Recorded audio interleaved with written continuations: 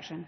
Madam Speaker, House Resolution 421 provides closed rules for consideration of H.R. 3134, the Defund Planned Parenthood Act, and H.R. 3504, the Born Alive Abortion Survivors Protection Act. Today, Madam Speaker, we provide for consideration of two vital pieces of legislation addressing one of the most important issues of our time. On many previous occasions, my colleagues and I have spoken on the issue of abortion and the tragedy it is that unborn children are not safe and protected.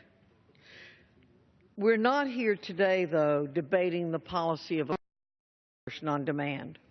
We're debating specific legislative reactions to horrific wrongs that have come to light.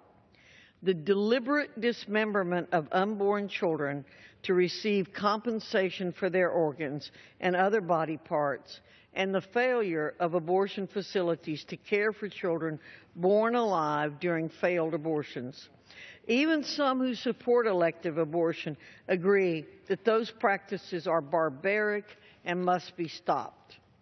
The horrific reality of these practices in the abortion industry have become clear over the past few months as undercover videos have been released of Planned Parenthood's leaders and affiliates discussing painstakingly dismembering unborn children for compensation. In these days of 3D ultrasounds and high-definition screens, it's impossible to hide the humanity of these child victims. They have fingers and toes, heartbeats, and organs developed enough that tissue collectors will pay $60 a specimen for them. In light of the serious questions raised by these videos, the House Committee on Energy and Commerce, Judiciary, and Oversight and Government Reform have each launched investigations. While Planned Parenthood does not receive direct federal funding for abortions, these investigations are warranted as a recent report from the Government Accountability Office shows that the organization receives an average of $500 million taxpayer dollars each year for other lines of business. Money is fungible, and the federal funds that Planned Parenthood receives ultimately subsidize their abortion services. Given the serious allegations that have been raised about Planned Parenthood's practices related to the procurement and sale of tissue and organs from aborted unborn children, it's appropriate for Congress to pass H.R. 3134, the Defund Planned Parenthood Act, placing a one-year moratorium on all federal funds while Congress conducts its investigation.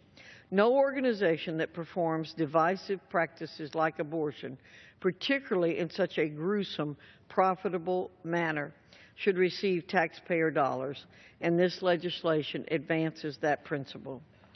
In addition, the examples of Kermit Gosnell's convictions for murdering children born alive at his House of Horrors and separate reports that unborn children may have been born alive or intact prior to being sold to tissue collectors have exposed the need for strengthening the Born Alive Infants Protection Act. The Born Alive Infants Protection Act, which became law in 2002, extended critical legal protections to babies who are born alive after a failed abortion attempt.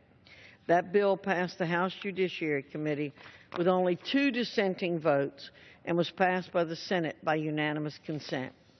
The legislation before us today, H.R. 3504, the Born Alive Abortion Survivors Protection Act, goes one step further to protect these vulnerable lives by requiring healthcare practitioners present at the time of birth to administer professional skill, care, and diligence to preserve the life and health of the child. This small but important step ensures the protection and preservation of precious newborn life by providing for criminal penalties when that life is lost as a result of negligence. These tiny, precious, vulnerable lives deserve the protection afforded all persons under the law, and this bill ensures that their lives are protected. Madam Speaker, I commend this rule and both the underlying bills to my colleagues for their support, and I reserve the balance.